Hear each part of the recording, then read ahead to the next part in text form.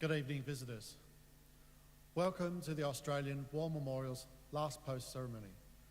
My name is Craig Burrell, and joining us today from the Royal Australian Air Force is Flying Officer Chris Morris. Today, we commemorate the 75th anniversary of the Japanese surrender at Cape Wom. After the news that the Japanese Emperor had ordered the surrender of his forces on the 15th of August, intelligence was received suggesting the Japanese garrison on Kairiru and Mushka Islands might be persuaded to surrender. Two ships of the Royal Australian Navy circled the islands, flying white flags from their mastheads and using a captured Japanese prisoner to broadcast surrender messages.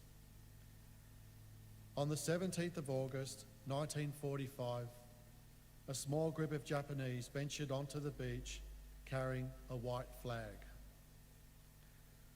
Negotiations followed, and on the 10th of September, Rear Admiral Saito Shiro boarded HMAS ML-805 and formally surrendered the naval forces under his command.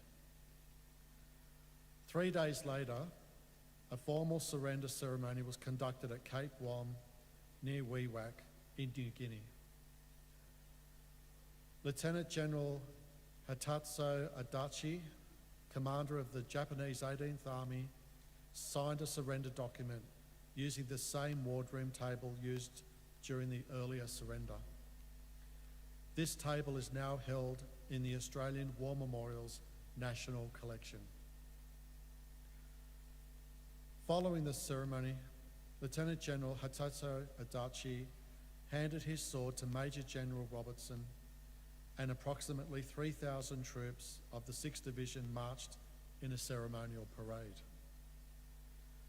Today, we pay our respects to the 40,000 Australian men and women who died as a result of their service during the Second World War, and who are commemorated here on the Roll of Honour, and to the survivors who returned home.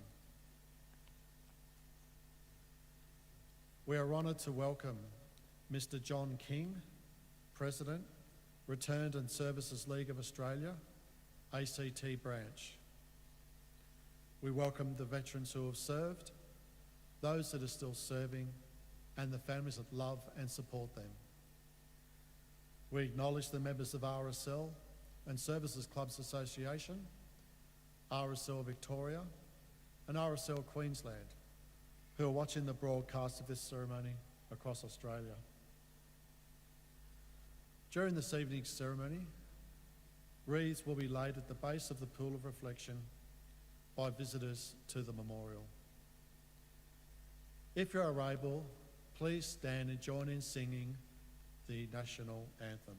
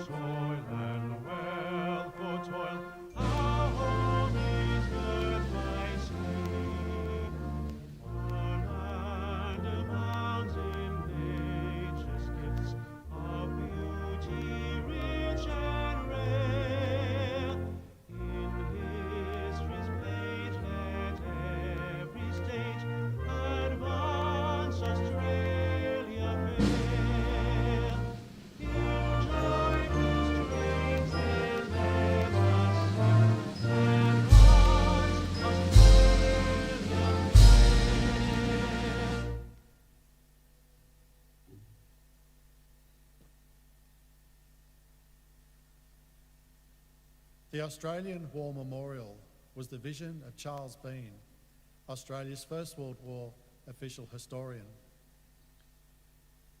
Bean landed with the Australian troops on Gallipoli and stayed with them at the front through to the end of the war.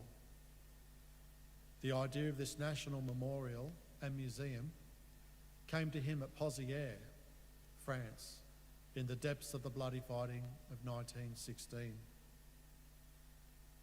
Bean's idea was that this would be a place where families and friends could mourn their loved ones buried in faraway places.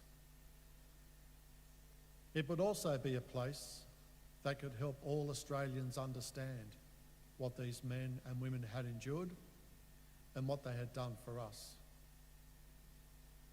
Bean's vision, to which we remain true, is best expressed as inscribed in the entrance to the memorial's galleries.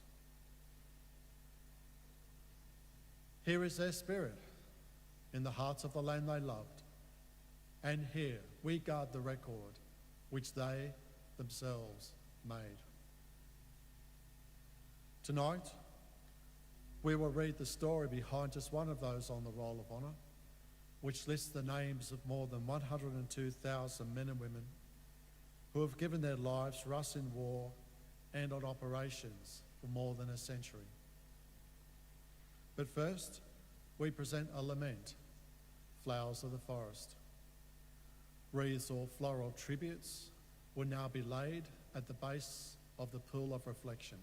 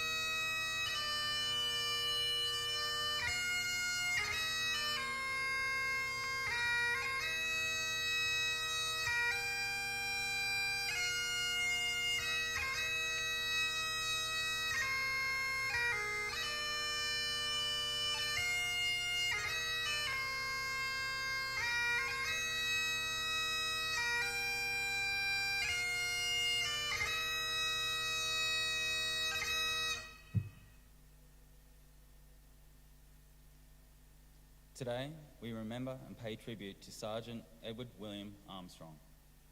Edward Armstrong was born on the 2nd of June 1914 in the Queensland town of Dalby, the youngest son of Henry and Elizabeth Armstrong. Known affectionately as Ted, after schooling he went on to work as a lorry driver, married Mary, who he referred to as Laurie, and had 2 children, Ken and Merle. The family lived in Cabramatta until they moved to the suburb of Bexley. Armstrong enlisted for service in the 2nd Australian Imperial Force on the 20th June 1940 and was posted to the Royal Australian Engineers, the military engineering corps of the Australian Army. After a period of training and some home leave in September, he was appointed cook in October and the following month transferred to the 2nd and 14th Field Company. After a pre-embarkation leave in December, in early February Armstrong embarked from Sydney bound for the Middle East. After serving in the Middle East for 2 years, in March 1942, he returned to Australia. In August that year, further overseas service beckoned. Armstrong embarked from Brisbane to Port Moresby in New Guinea. Towards the end of the year, he was promoted to Lance Corporal. In mid-January 1943, Armstrong was taken to hospital suffering from malaria, a recurring malady that would continue to afflict him throughout his service. On this occasion, he received treatment for around a fortnight before recovering at a convalescent depot. Returned to his unit in February, Armstrong was promoted to acting corporal. He continued to be promoted to Lance Sergeant in March, and 2 months later, he became acting sergeant. In July, acting Sergeant Armstrong was transferred to the Australian Army Catering Corps. He continued to be troubled by malaria. He was taken to a field ambulance in October before moving in and out of hospitals until mid-January the following year. The following month, Armstrong returned to Australia. In July, he again suffered from malaria, spending time recovering until he returned to duty in October. In November 1944, Armstrong returned to New Guinea. this time stationed at Atape, a small town on the north coast, having had his rank of sergeant confirmed. Sergeant Armstrong continued serving at Atape until June 1945, where he again was sent to hospital suffering from malaria. After returning to duty late in the month, on the 8th of August 1945, he was accidentally killed when a piece of wood blasted from a stump hit him in the head. A court of inquiry held in the field determined that his death had not been the result of negligence nor misconduct. He was buried nearby, but his remains were reburied in Wewak War Cemetery on the 9th of October 1945. Edward Armstrong was survived by his wife, children, and extended family, who continued to place remembrance notices marking the anniversaries of his death well into the 1950s. His name is listed on the Roll of Honour on my left, among almost 40,000 Australians who died while serving in the Second World War. This is just but one of many stories of service and sacrifice told here at the Australian War Memorial. We now remember Sergeant Edward William Armstrong, who gave his life for us, for our freedoms, and in the hope of a better world.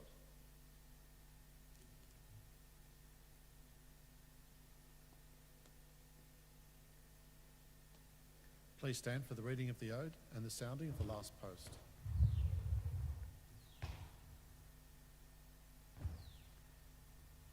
They shall grow not old, as we that are left grow old.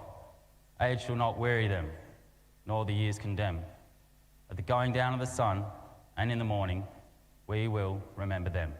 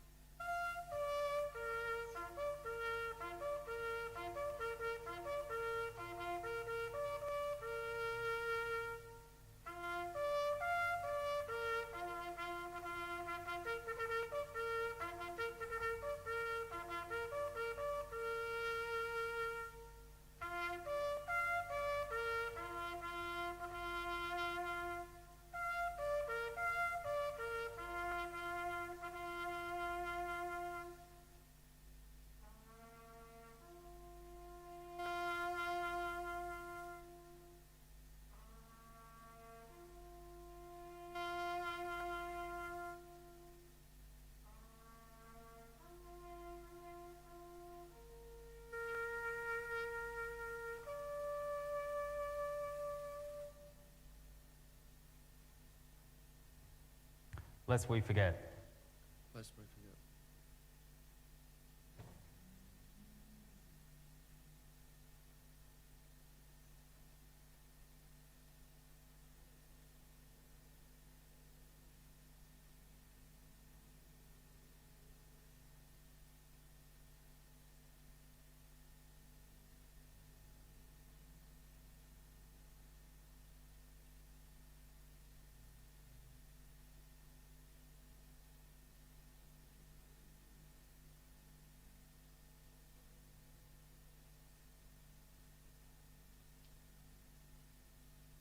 We leave you this evening with the words of the memorial's founder, Charles Bean. Many a man lying out there at Poziere or in the low scrub of Gallipoli with his poor, tired senses barely working through the fever of his brain has thought in his last moments, well, it's over. But in Australia, they will be proud of this. Ladies and gentlemen, girls and boys, that concludes the last post ceremony. We thank you for visiting the Australian War Memorial, and we wish you all a very good evening.